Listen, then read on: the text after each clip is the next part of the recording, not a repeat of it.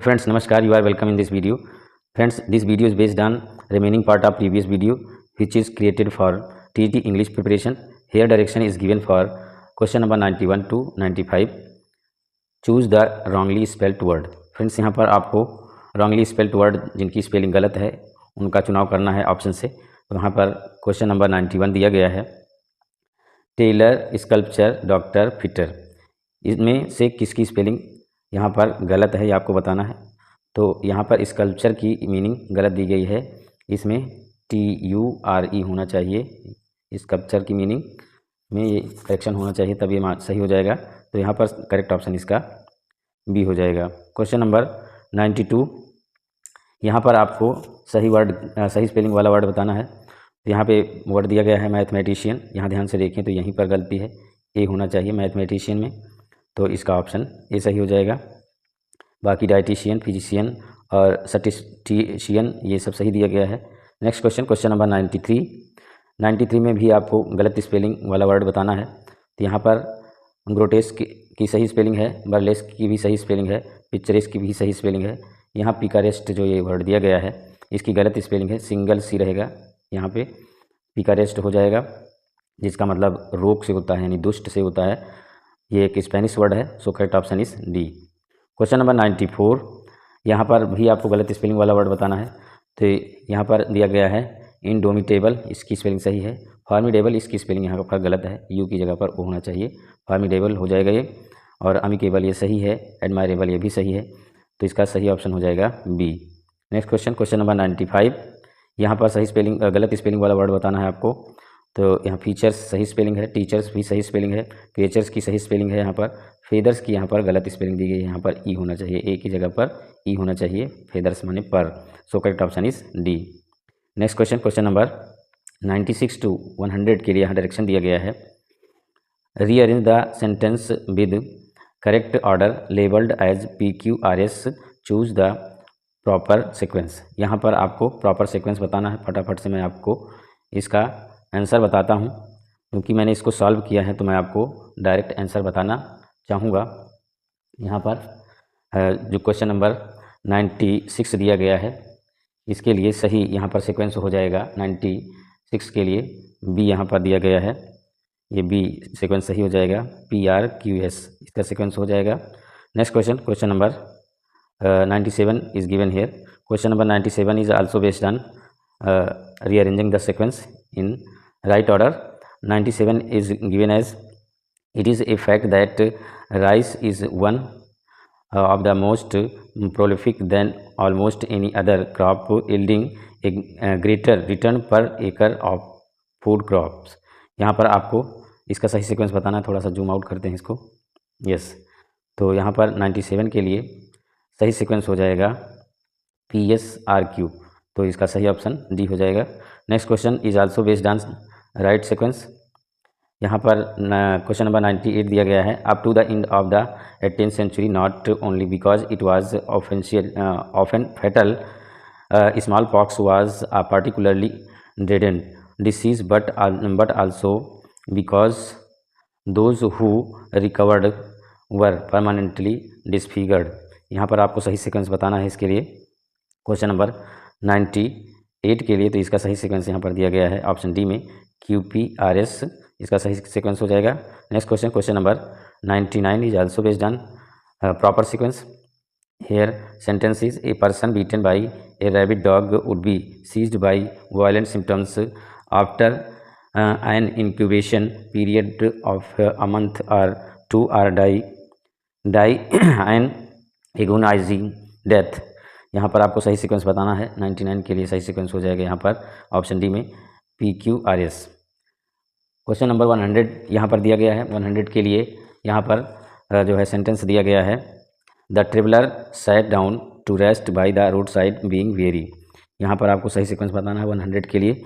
यहाँ पर सही ऑप्शन इसका हो जाएगा CRSPQR, इसका सही सीक्वेंस हो जाएगा।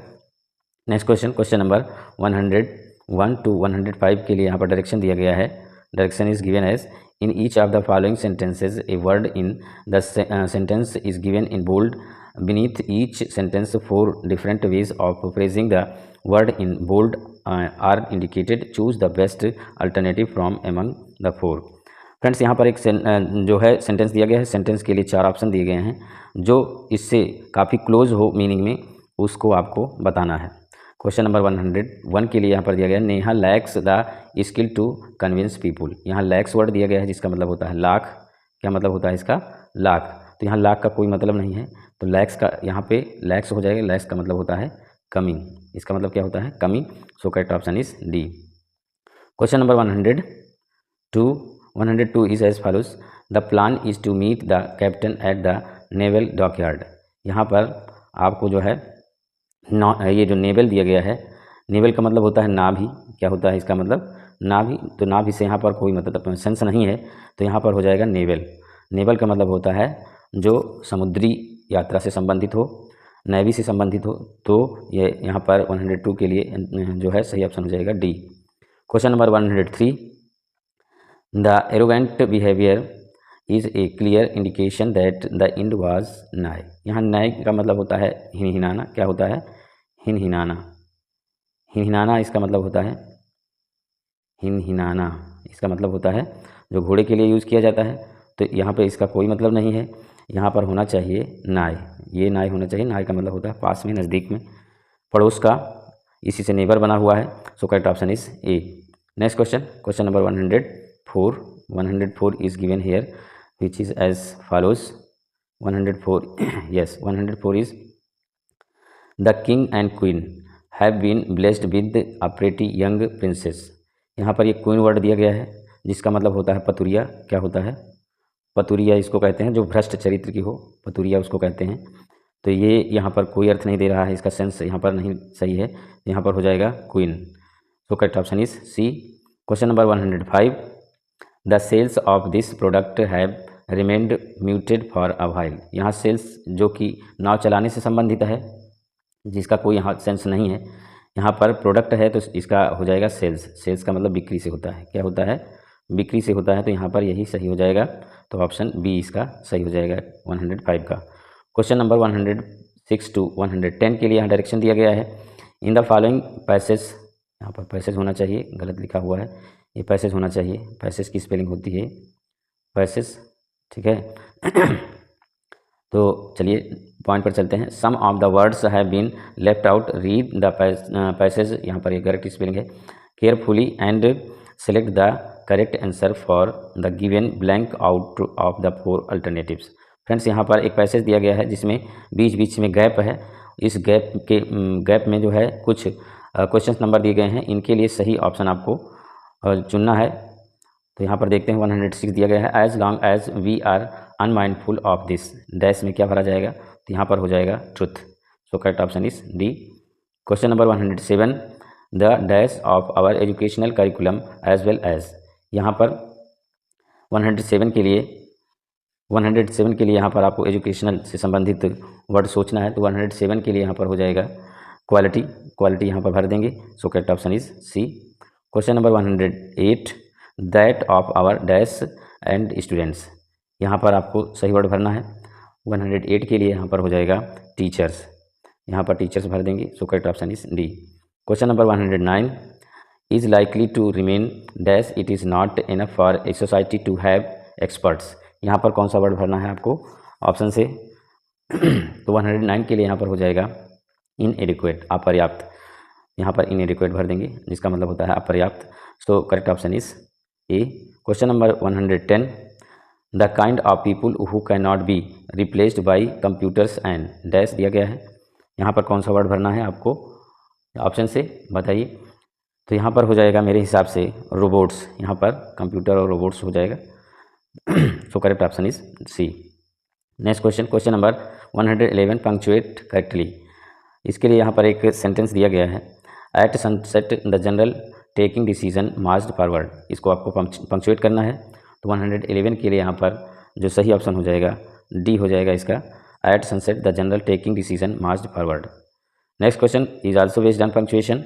Punctuate the following sentence is the creator answered as but by accepting the burden you will so. इसका नेक्स्ट पार्ट आगे दिया गया है 112 के लिए। यहाँ पर 112 का नेक्स्ट पार्ट इस प्रकार से यहाँ पर दिया गया है, yes.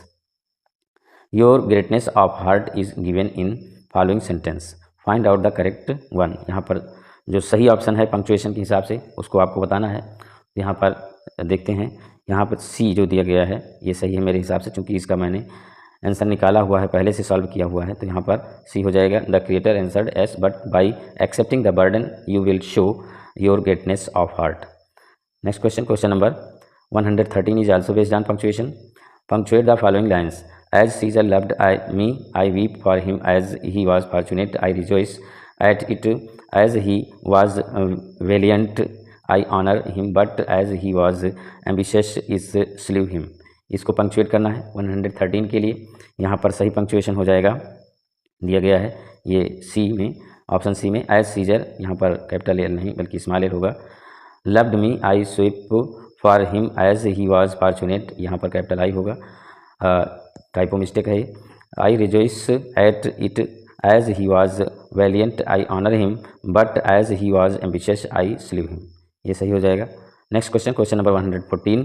Perhaps cried he there may be such monsters as you describe, यहाँ पर भी पंक्चुएशन के हिसाब से आपको आंसर करना है। तो इसका जो है सही आंसर यहाँ पे दिया गया है ऑप्शन सी में। Perhaps cried he there may be such monsters as you describe. Next question, question number 115। यहाँ पर भी आपको पंक्चुएशन के हिसाब से बताना है। तो there is a slavery that no legislation can abolish the slavery of caste, very important line है टीजीटी की दृष्टि से। तो 115 के लिए यहाँ पर सही जो ऑप्शन दिया गया है बी दिया गया है। There is a slavery that no legislation can abolish, ऐसी रास्ता है जिसको ख़त्म करने के लिए कोई भी विधान बना नहीं, जिसको कोई विधान ख़त्म नहीं कर सकता है, समाप्त नहीं कर सकता है। बड़ी ही बढ़िया लाइन है। द स्लेवरी ऑफ कास्ट, यानी कि जाति प्रथा जो बनाई गई है, दासों की जाति जो बनाई गई है, इसको कोई ख़त्म करने वाला विधान नहीं है। Next question, question number 116, yes 116 to 120 के लिए यहाँ पर डायरेक्शन दिया गया है। Point out the figure of speech in the following, very important for TGT preparation. यहाँ पर सारे फिगर ऑफ स्पीच पूछे गए हैं। अगर आप ध्यान से इस वीडियो को देखेंगे पूरा तो आपको कई फिगर ऑफ स्पीच यहाँ पर मिल जाएंगे। मैं कोशिश करूँगा कि आपको ज़्यादा से ज़्यादा एक्सप्लेन करूँ। तो यहाँ पर पहला यहाँ पर जो है 116 दिया गया है। What figure of speech has been used in the following line, line is let not ambition mock their useful toil.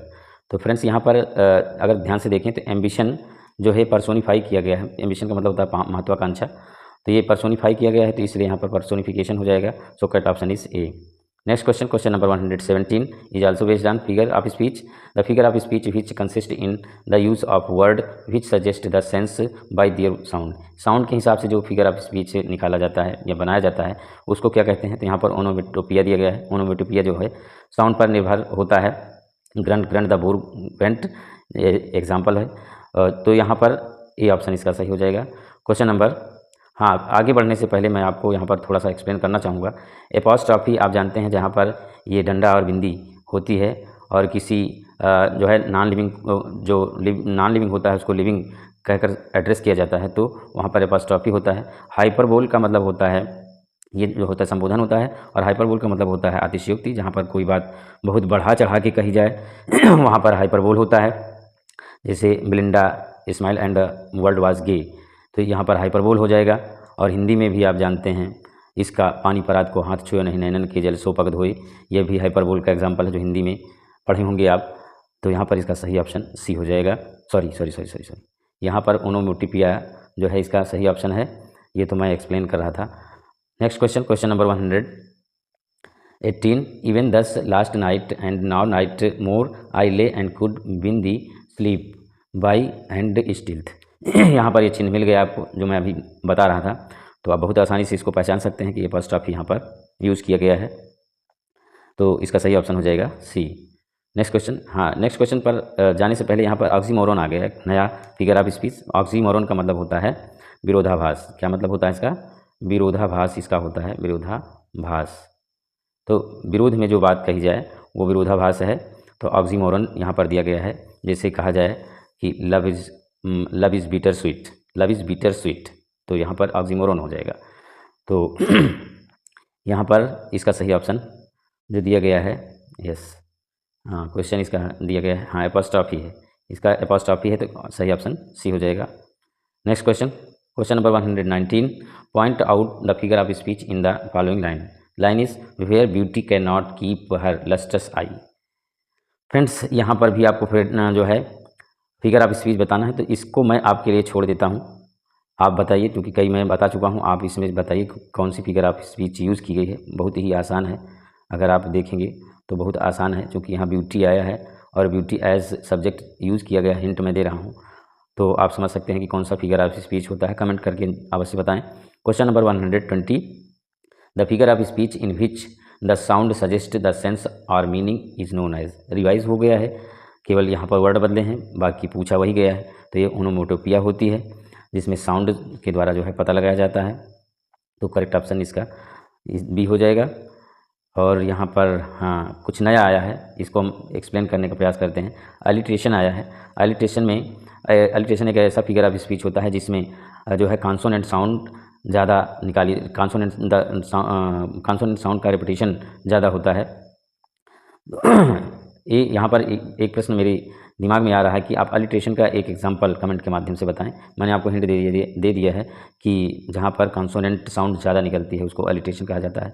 Onomatopoeia हो ही गया। ऑक्सीमोरन मैंने बता दिया। हाँ, एक और आया है ट्रांसफर्ड एपिथेट। ट्रांसफर्ड एपिथेट में क्या होता है कि कोई एपिथेट का मतलब होता है adjective.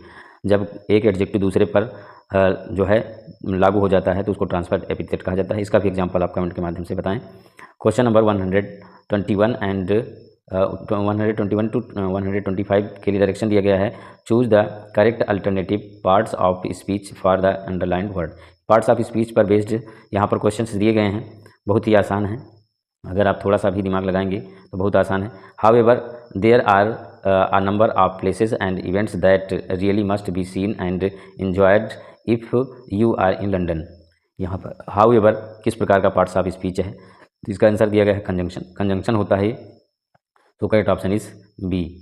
Question number 122, I think we need to rethink how addicted we are becoming to being available for everyone and everything at all times.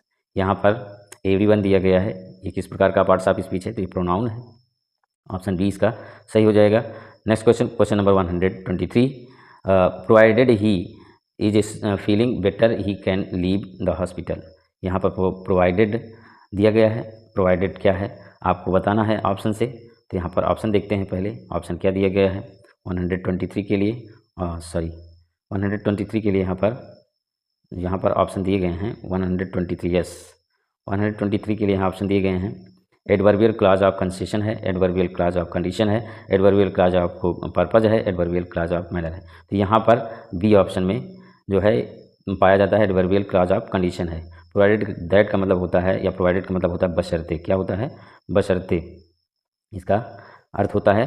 Next question number 124, everyone has his own ideas about the best way to bring up children. यहाँ पर his किस प्रकार का parts of speech है, किस part में आता है आपको बताना है। तो यहाँ पे दिया गया इसका pronoun. So correct option is D. Question number 125 and last question of this set, I will continue creating videos for TET English preparation if you support me bye subscribing my channel. Here question number 125 is choose the plural of the word given in bracket।